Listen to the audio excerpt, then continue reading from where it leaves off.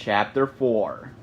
Downstairs, I heard this huge explosion, May said quietly, staring at the picture of the hand in the flame. Voices yelling too. One of them was Grandma, but I didn't know who the other one was, so I ran to the stairs to look. A new illustration began to paint itself onto the page. This one showing May glancing down the stairs to find her grandmother and one of the largest men Jack had ever seen, dressed entirely in green. They were talking about something I can barely remember, May said softly. Jack nodded, then absently glanced over at the text, where words that May could barely remember drifted up from the ether. Snow White, betrayed, cursed, mirror. And then 3 words that made his blood run cold. The Wicked Queen. Jack gasped, suddenly understanding who the man in green was, and what might be happening. I know, right? May said, not exactly on the same page as he was. Well, at least not figuratively. And things are about to get worse, 'cause while my back was turned, the things from my wall attacked. The picture showed what May remembered. A vicious monster about half her size leapt at her, a horrifying axe in one of its hands. Behind it, more monsters were swarming in from the burning blue hole in the wall, eager looks in their eyes. They all jumped on me, May said with a shiver. I kicked as hard as I could, and I know I hit a few, but there were too many of them.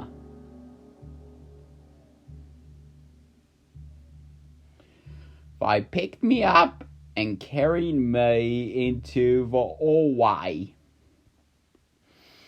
The picture showed May held in the hands of the monsters, being presented to the man in green, like some kind of gift. Her grandmother's hands, feet, and neck had all been chained together with huge iron bands, and the older woman looked both furious and worried. He asked me who I was, May said, pointing at the man in green. Who might you be, girlie? Said the man in green, according to the book. And I called him some names, May said. The book printed something garbled. They weren't the nicest names, May admitted. Anyway, he told those monsters to take me back to the palace, then to look for something. Find that crown! We needed to use the mirror, the man in green yelled in the book. My grandmother struggled, May said, her eyes locked on the illustration.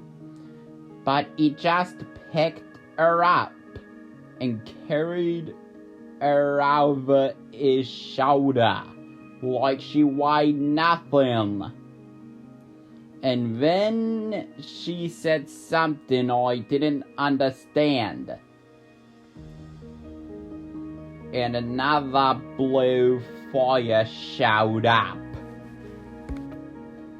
The next picture showed a circle of blue fire burning on the wall in front of the man in green.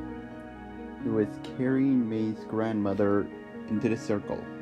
Inside the circle, May could make out some kind of tunnel of the same fire, ending in a second circle. In that second circle of blue flames stood a figure he couldn't make out, a figure that looked almost like a woman. Jack shuddered, the room feeling colder all of a sudden. Grandma yelled something about how he should leave me behind, that I wasn't important, May said.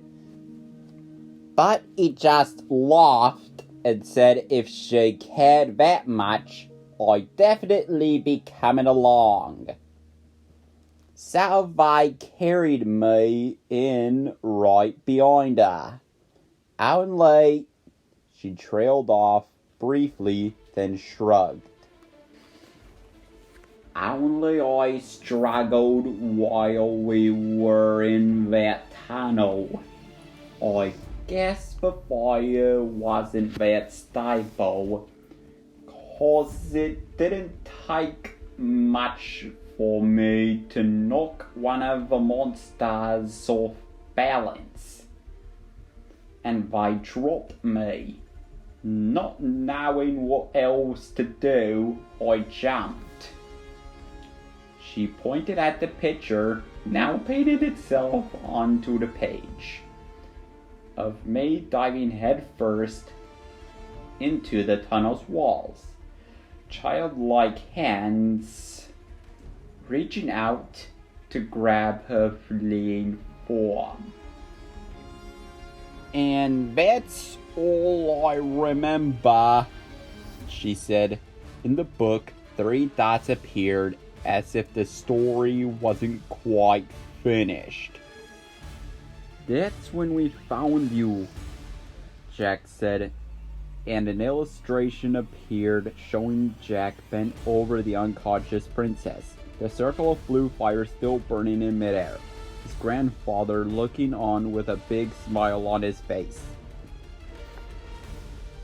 Right, he said. So if you start talking from here, I should find out why you started making out with me. Jack blushed. We could probably skip that part. May glared at him for a second, then reached into her pocket and pulled out a folded piece of paper. Emergency numbers, she reminded him. Probably pointless, but who knows? May unfolded the paper, then gasped as a silver necklace slipped out. She caught it as it fell and held it up to get a closer look. The end of the chain was a golden crown. This is my grandmother's, she said quietly. She never takes it off. Jack frowned. What does the paper say? May slipped the chain over to her head and unfolded the rest of the note. May, she read, keep this hidden.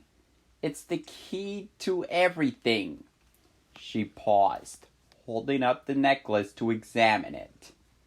I think I understand, Jack said. Keep reading. If I am taken, May continued, you'll find help in the Black Forest. Remember, May stopped reading suddenly, swallowing hard before continuing. Remember, I love you, always. my beautiful month of May. She put the note down and turned to Jack, her eyes wet. I guess I shouldn't have shown you the necklace, Jack sighed.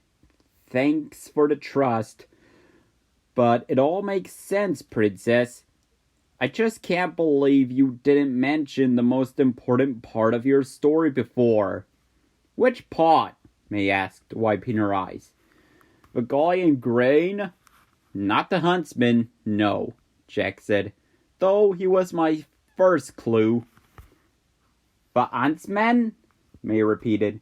You know who that guy is? Only from stories, Jack said. But that's what I'm talking about. That's how I know who your grandmother is. May stared back at him. Who she is? May asked. But how would you know that? You've never met her.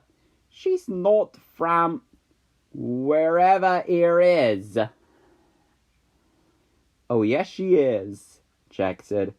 But she's been gone for years. This is huge, May.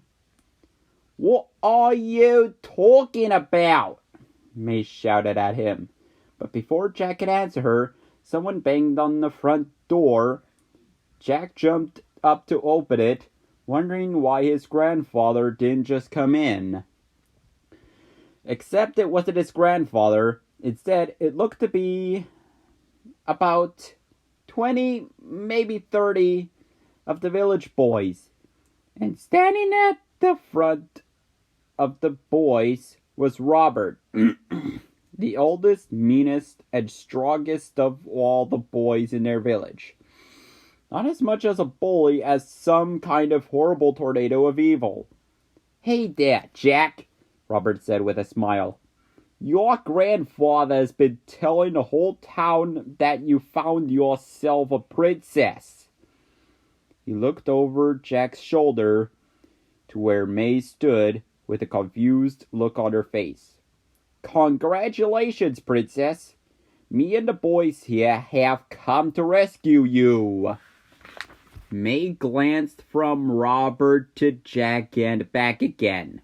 She started to say something, then looked down at her shirt. Okay, that's the last time I wear this stupid thing, she said. Seriously.